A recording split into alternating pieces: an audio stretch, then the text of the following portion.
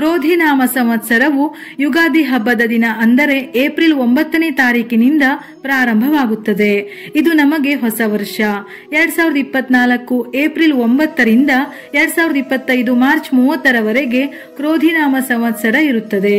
ಈ ಒಂದು ವರ್ಷದ ಅವಧಿಯಲ್ಲಿ 12 ರಾಶಿಗಳ ಆದಾಯ ವ್ಯಯ ಅಂದರೆ ಸಂಪಾದನೆ, ಖರ್ಚು ವೆಚ್ಚ, ಸುಖ ದುಃಖ, ಪೂಜೆ ಪುನಸ್ಕಾರ, ಆರೋಗ್ಯ ಅನಾರೋಗ್ಯ, ಉದ್ಯೋಗ ವಿದ್ಯಾಭ್ಯಾಸ ಹೀಗೆ ಮುಂತಾದ ವಿಷಯಗಳ ಬಗ್ಗೆ ತಿಳಿಯೋಣ. ಮೇಷರಾಶಿಗೆ ಸೇರಿದವರಿಗೆ ಶ್ರೀ ಕ್ರೋಧಿನಾಮ ಸಂವತ್ಸರದಲ್ಲಿ ಏಪ್ರಿಲ್ ತಿಂಗಳ ಕೊನೆಯವರೆಗೂ ಸಾಧಾರಣ ಫಲಗಳು ಕಂಡುಬರುತ್ತದೆ. ಆರೋಗ್ಯದಲ್ಲಿ ತೊಂದರೆ, ಅನಾವಶ್ಯಕವಾದ ಖರ್ಚು ವೆಚ್ಚಗಳು ಇರಲಿವೆ. ಉತ್ತಮ ಆದಾಯವಿದ್ದರೂ ಎದುರಾಗುವ ಅನಾವಶ್ಯಕ ಖರ್ಚುಗಳು ಹಣದ ಕೊರತೆಗೆ ಕಾರಣವಾಗುತ್ತದೆ. ಆದರೆ ಮೇ 1ರ ನಂತರ ಗುರುವಿನ ಅನುಗ್ರಹದಿಂದ ಉತ್ತಮ ಫಲಗಳನ್ನು ಪಡೆಯುವಿರಿ. ಕೆಲಸಗಳು ತಡವಾದರೂ ಸಹ ನಿರೀಕ್ಷಿಸಿದ ಯಶಸ್ಸು ದೊರೆಯುತ್ತದೆ. ಹೆಚ್ಚಿನ ಪ್ರಯತ್ನದಿಂದ ಮಾತ್ರ ಹಣವನ್ನು ಉಳಿಸಬಹುದು. ನಿಮ್ಮಲ್ಲಿನ ಆತ್ಮವಿಶ್ವಾಸವು ಯಾವುದೇ ವಿಚಾರವಾದರೂ ಪರಿಪಕ್ವ ನಿರ್ಧಾರಗಳನ್ನು ತೆಗೆದುಕೊಳ್ಳಲು ಸಹಾಯ ಮಾಡುತ್ತದೆ. ಆದರೆ ಆರೋಗ್ಯದ ಬಗ್ಗೆ ಹೆಚ್ಚಿನ ಗಮನ ನೀಡಬೇಕು. ಈ ವರ್ಷದ ಸ್ನೇಹ ವಿಶ್ವಾಸದ ಬಂಧ. ಕ್ರೋಧಿನಾಮ ಸಂವತ್ಸರದಲ್ಲಿ ಜನರ ಪ್ರೀತಿ ವಿಶ್ವಾಸವನ್ನು ಗಳಿಸುವಿರಿ.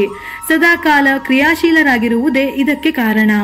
ಯಾವುದೇ ಕೆಲಸ ನಿಧಾನಗತಿಯಲ್ಲಿ ನಡೆದರೂ ಸರಿಯಾದ ಯೋಜನೆಯೊಂದಿಗೆ ಕ್ರಮಬದ್ಧವಾಗಿಯೇ ಮುಂದುವರೆಯುವಿರಿ. ಇದರಿಂದಾಗಿ ಸೋಲಿನ ಭಯ ಬಹಳ ಕಡಿಮೆ.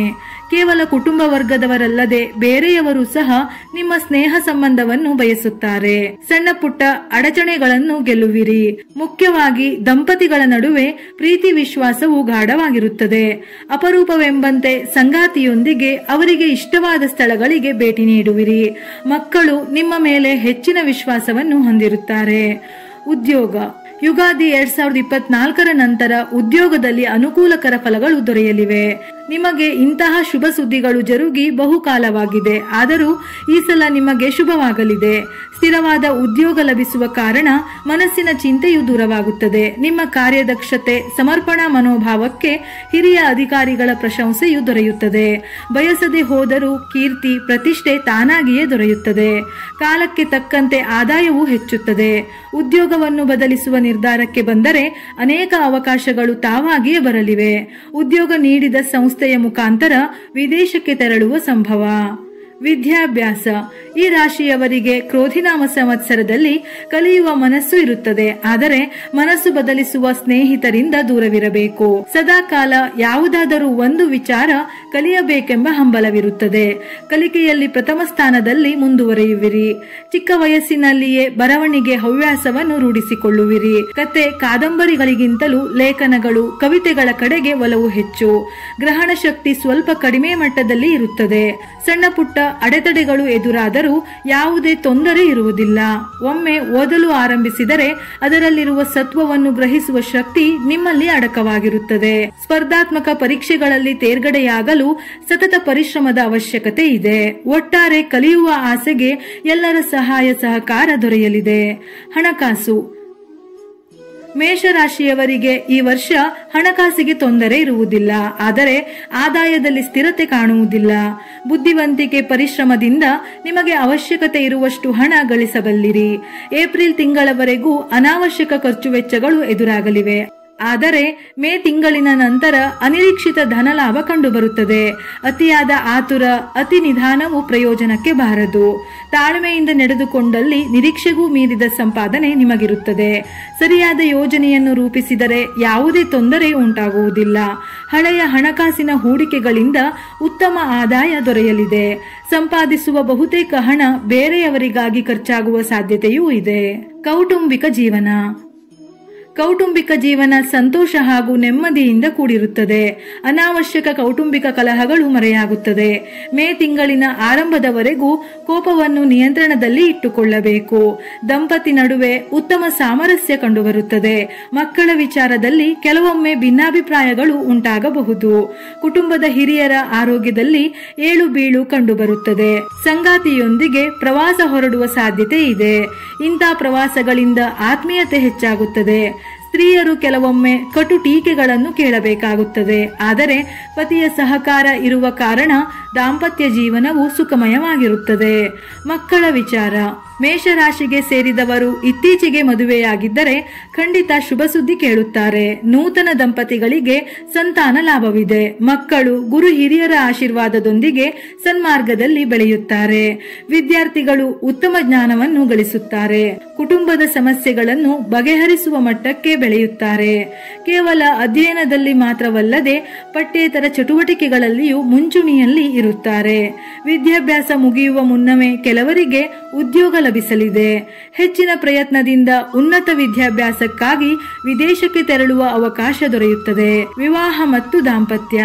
ಮೇಷರಾಶಿಯ ಅವಿವಾಹಿತರಿಗೆ ಕ್ರೋಧಿನಾಮ ಸಂವತ್ಸರದಲ್ಲಿ ವಿವಾಹ ಯೋಗ ಕೂಡಿಬರುತ್ತದೆ. ದಂಪತಿಗಳ ನಡುವೆ ಇರುವ ಅಂತರವು ಕಡಿಮೆಯಾಗುತ್ತದೆ. ಪರಸ್ಪರ ಸಹಾನುಭೂತಿ, ವಿಶ್ವಾಸವು ಮೂಡಲಿದೆ. ಹೆಚ್ಚಿನ ಪ್ರಯತ್ನದಿಂದ ವಿವಾಹವು ಸಾಧ್ಯವಾಗುತ್ತದೆ. ಕೌಟುಂಬಿಕ ಜೀವನದಲ್ಲಿ ಶಾಂತಿ, ನೆಮ್ಮದಿ, ಸಂತೋಷಕ್ಕೆ ಕೊನೆ ಇರುವುದಿಲ್ಲ. ಸಂಗಾತಿಯ ಜೊತೆಯಲ್ಲಿ ಅನೇಕ ಕಾರ್ಯಕ್ರಮಗಳಿಗೆ ತೆರಳುವಿರಿ. ಏಕಾಂತಕ್ಕೆ ಭಂಗ ಬರುವುದಿಲ್ಲ. ಮನಸ್ಸನ್ನು ನಿಯಂತ್ರಣದಲ್ಲಿ ಇಟ್ಟುಕೊಂಡಲ್ಲಿ ಸಂಬಂಧವು ಮತ್ತಷ್ಟು ದೃಢವಾಗುತ್ತದೆ. ಕೆಲವೊಮ್ಮೆ ಸವಾಲುಗಳು ಎದುರಾದರೂ ಯಾವುದೇ ತೊಂದರೆ ಕಂಡುಬರುವುದಿಲ್ಲ. ತಾಳ್ಮೆಯೊಂದೇ ಹಲವು ಸಮಸ್ಯೆಗಳಿಗೆ ದಿವ್ಯೌಷಧಿ.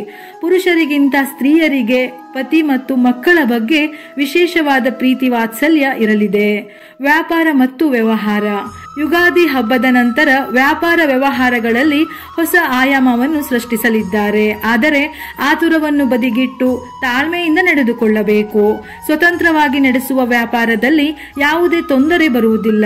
ಕೇವಲ ವ್ಯಾಪಾರಕ್ಕಾಗಿ ಸ್ನೇಹ ಬೆಳೆಸಿದರೆ ಹಣಕಾಸಿನ ವಿಚಾರದಲ್ಲಿ ಎಚ್ಚರಿಕೆ ವಹಿಸಬೇಕು. ನಿಮ್ಮ ಸಾಮರ್ಥ್ಯಕ್ಕೆ ಅನುಗುಣವಾಗಿ ಆದಾಯವು ನಿರ್ಧಾರವಾಗುತ್ತದೆ. ಪಾಲುಗಾರಿಕೆಯ ವ್ಯವಹಾರದಲ್ಲಿ ಎಚ್ಚರಿಕೆ ಇರಲಿ. ನಿಮ್ಮ ಕೈ ಕೆಳಗೆ ಕೆಲಸ ಮಾಡುವ ಕಾರ್ಮಿಕರ ವಿಶ್ವಾಸವನ್ನು ಗಳಿಸಬೇಕು. ಅಧಿಕಾರಿಗಳಿಗೆ ಅನಾವಶ್ಯಕ ಮಾನಸಿಕ ಒತ್ತಡ ಇರಲಿದೆ. ವಿದೇಶಿ ಸಂಸ್ಥೆಯ ಸಹಭಾಗಿತ್ವ ಲಭಿಸಲಿದೆ. ವಾಹನ ವಿಚಾರ.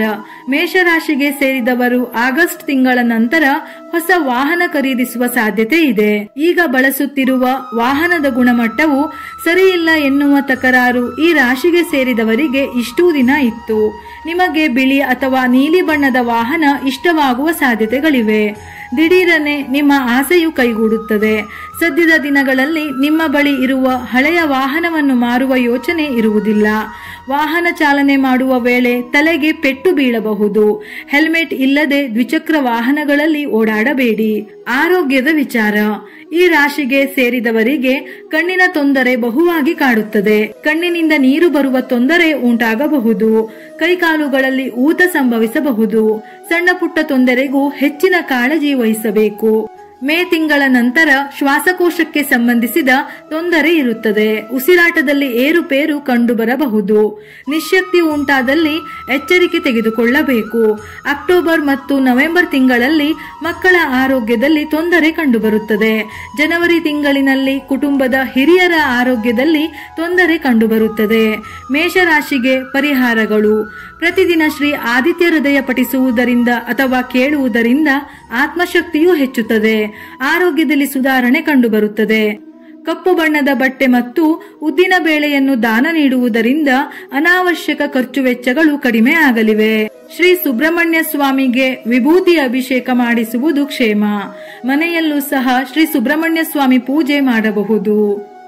ಮನೆಯ ಮುಂಬಾಗಿಲಿಗೆ ದುರ್ಗಾ ದೇವಾಲಯದ ಕುಂಕುಮವನ್ನು ಇಡುವುದರಿಂದ ಋಣಾತ್ಮಕ ಶಕ್ತಿಯು ಕಡಿಮೆ ಆಗಲಿದೆ. ಬಿಳಿ, ಕೆಂಪು ಮತ್ತು ಕೇಸರಿ ಬಣ್ಣದ ಕರವಸ್ತ್ರ ಬಳಸಿದರೆ ನಿರೀಕ್ಷಿತ ಫಲಗಳು ದೊರೆಯಲಿದೆ. ವಿಡಿಯೋ ಇಷ್ಟ ಆಗಿದ್ದಲ್ಲಿ ಮರೆಯದೆ ಲೈಕ್ ಮಾಡಿ, ನಮ್ಮ ಚಾನೆಲ್ ಅನ್ನು ಸಬ್ಸ್ಕ್ರೈಬ್ ಮಾಡಿ. ಇದೇ ರೀತಿಯ ಮನಮುಟ್ಟುವ ಉಪಯುಕ್ತ ಮಾಹಿತಿಗಳಿಗಾಗಿ ಮತ್ತೆ ಭೇಟಿಯಾಗೋಣ.